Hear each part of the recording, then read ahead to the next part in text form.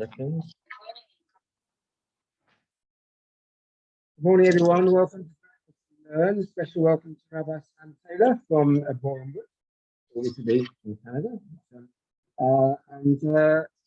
Over to you whenever you're ready. Okay, hello, good morning, everyone. Thank you so much for joining. It's always nice to be here in Edgware.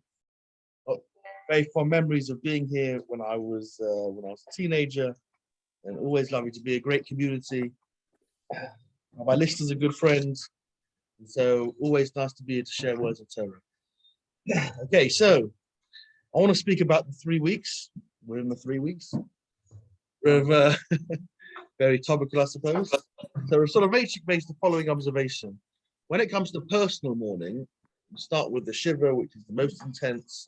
Then you go to the shloshim, that's a bit less intense. Then you go to Yud Stodesh, the 12 months, which is a bit less intense. So you start with the most intense for mourning, and you go down. By the way, I like the fun.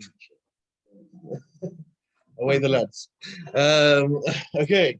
Then, however, you contrast that what we're doing at the moment with the 3 weeks. It's the exact opposite, right? So you start with the 3 weeks. That's the most least intense part of the least intense part of the morning. Then you go for the 9 days. It's more intense. Then you go to Tisha B'av, it's even more intense. So when it comes to personal mourning, you go from the most intense to the least intense. But when it comes to communal mourning, it's the other way around. You go from the least intense to the most intense. So why is that the case? So Soloveitchik made the following observation, which is that when it comes to personal mourning, when you lose someone, when you lose someone that you knew well for many years, that you were very close with, that you loved, and that they loved you, you feel that pain straight away when you've lost them. It's natural for there to be, for you to have that anguish, that extreme anguish at the very beginning, and then over time, you still have that mourning, but the intensity goes down. However, when it comes to communal mourning of something that we lost 2,000 years ago, it's hard to go straight away to that Tisha B'av kind of experience, because we never lived during that period. It was 2,000 years ago. If you like, we need to warm up to that. We need to kind of slowly start with the 3 weeks, then step up to the 9 days, then step up to Tisha B'av. It's not natural for us to go to the most intense form of mourning first, and that's why it's structured in this way. And so therefore, over this period, it's important for us to put things into perspective, to think about certain things in order that we get the most out of the 3 weeks, in order that we build up Tisha B'av, in order to have the most meaning Tisha B'av, in order to make sure that we make the most out of this time of year. So therefore, with that in mind, I want to share with you all an idea based off the Gemara in Shabbos and also the Gemara in Sota. When it comes to Matan Torah in Parshas Yisro, we're told that the nation of Israel stood b'tachtit ha'ar. They stood by the mountain. But the word tachat, or the word tachtit, is a bit unusual. You'd expect more of the word tachat to be used. Therefore, the Gemara picks up on this, and Rashi picks up on this, and Rashi gives two explanations. Rashi says that the Jewish people before Matan Torah stood next to besides Mount Sinai. However, Rashi goes on to quote the Gemara in Shabbos. So this Gemara also appears in the Avodah Zarah, and the Gemara says the following: it's a famous Gemara. What happened was, HaKadosh Baruch Hu took the mountain, he uprooted it from its place, and he turned it over the top of the Jewish people. The Jewish people were staying together. He ripped up the mountain, turned it upside down, held it over their heads, and he said, if you accept the Torah, mutar, all would be good for you. But if you don't accept the Torah, sham techek forastem, there you're going to die. Okay, so the Jewish people, under this, because of this, decide to accept the Torah. Now, the question is, how can we understand this? What's Hashem trying to teach? What's the Medrash? What's the Gemara trying to teach us from this image? And how can we relate to it? And what are the messages? And how is it relevant to us here in the 21st century? So Rabbi Dr. J.D. Schachter, who's a professor at Yeshiva University, wrote a beautiful article about this piece, and I want to share it with you. he says, when it comes to our relationship with Torah, right? Because as at the end of the day, this is all about Matan Torah. We've got to take our responsibilities seriously. If we don't take our responsibility seriously towards Torah, towards Tefillah, towards Chesed, Torah mitzvot, then we're not going to have a long-term future. We're not going to pass our ideals on to our children. We've got to take things seriously, and that's what's happening here. Literally, Torah is a life or death.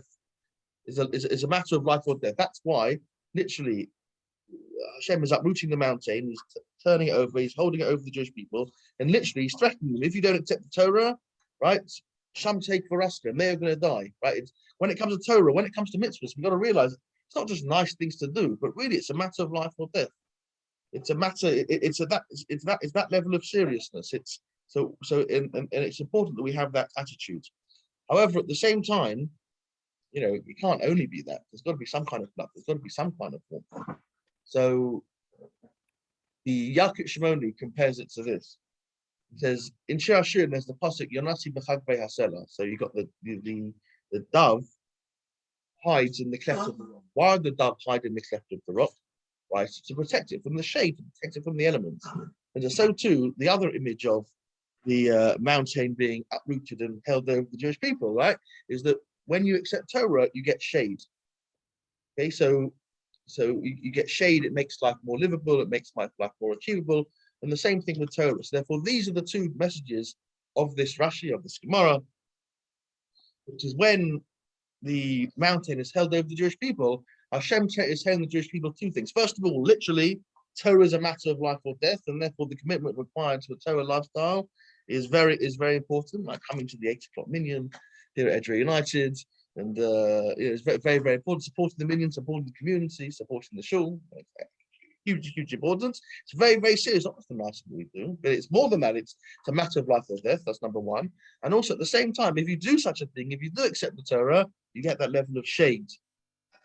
Life is more doable. Life is more refreshing. Just like in a similar way to the way the dove hides in the cleft of the rock. Just interesting. Just as an aside, there's a question asked in this Gemara. Just I'll make a tangent for a moment. So when Hashem says, if you don't accept the Torah, Sham take v'raschem, the word Sham, which means there, seems unnecessary. If you don't accept the Torah, take v'raschem, you're going to die. What's this Sham take v'raschem? There you're going to die. Right? Surely they should just say take v'raschem. The word Sham just seems extra. So Rabbi Shatner says something brilliant. He says that when it comes to Torah, when it comes to being involved with the community, it's not that if you don't get involved with the community right now, you're gonna spiritually die, like you're gonna be disconnected. But no, it means Sham, further down the line, if now you're not connected to Torah, further down the line, in 2 generations, in 3 generations, in 4 generations, then your family will spiritually die, if you like, right? It's a long-term thing. It's not that if you're not involved with the Torah, if you're not involved with the community, you're gonna be disconnected straight away. No, but it's Sham, it's further down the line. That's something for us to consider. That if we want when we're invested in the community, when we're involved with shul, when we're involved with when we come and have shirim here in the morning, when we're immersed in Jewish lifestyle, we're making an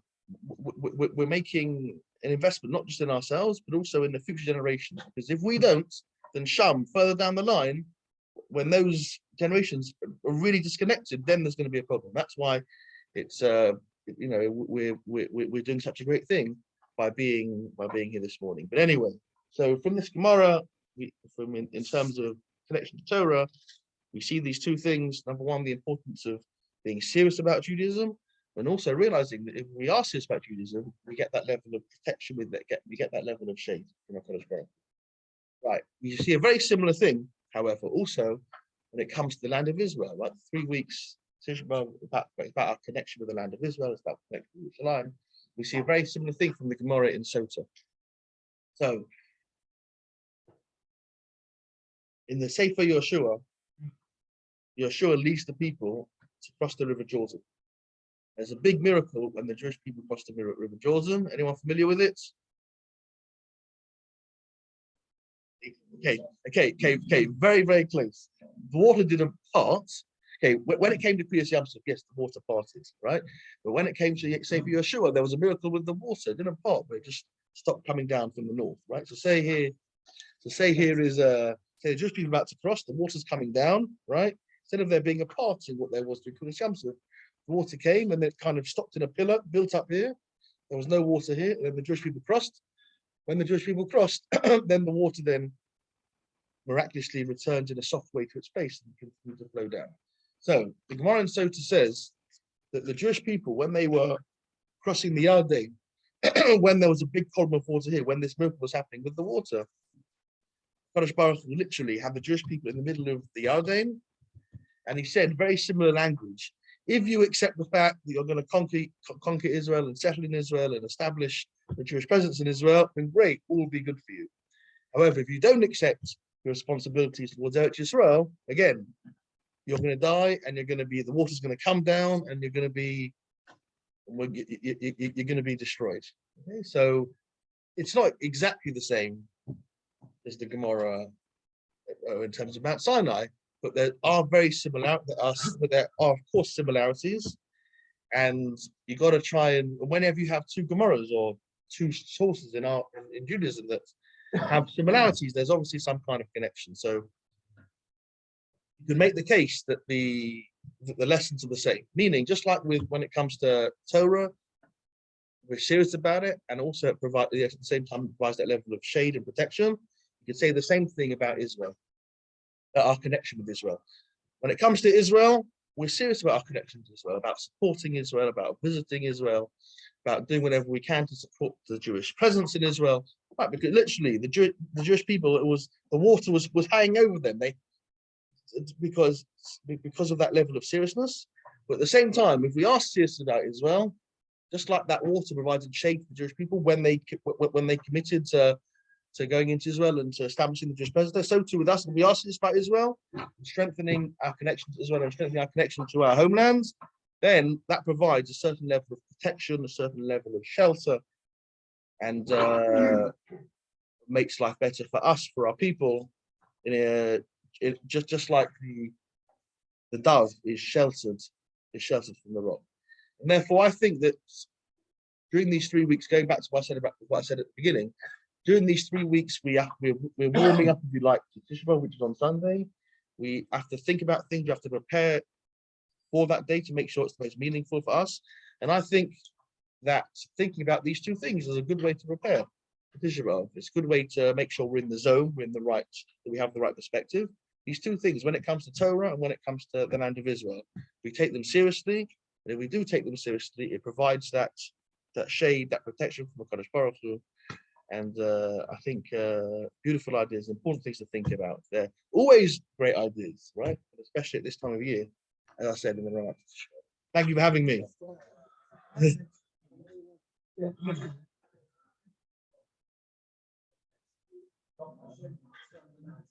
Yes.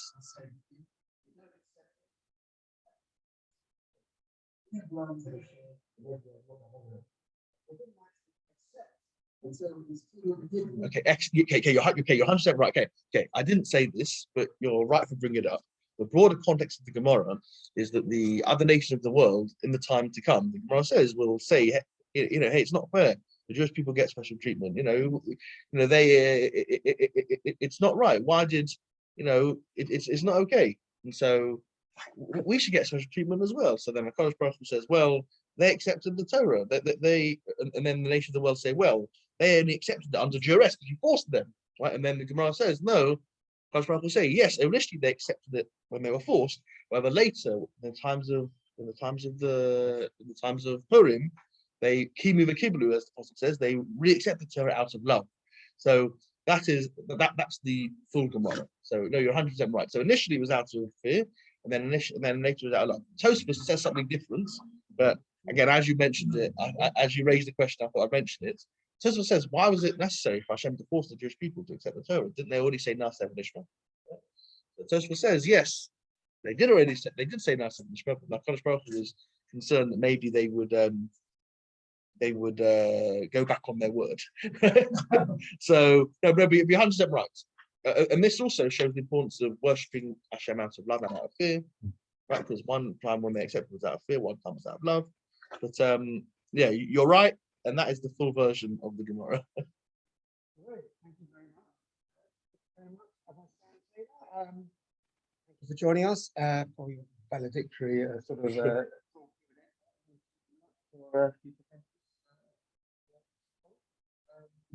and we'll have a fast well this coming week as an easy fast.